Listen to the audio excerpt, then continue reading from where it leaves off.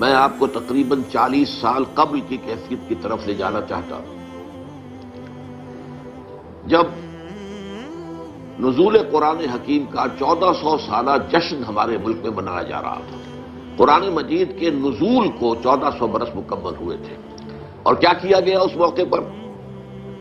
क़िराअत conference की गई, सोने के तार से कुरान मजीद लिखवाया गया, जो आज भी हमारे यहां फैसल चौक में मौजूद है, कई मन वजन। उस वक्त मुझे यह एहसास हुआ, मैं अभी लाहौर मुंतकिल हुआ ही था अपनी दावत व तहरीक का आगाज करने के लिए, कि क्या कुरान मजीद इस काम के लिए नाज़िल हुआ था?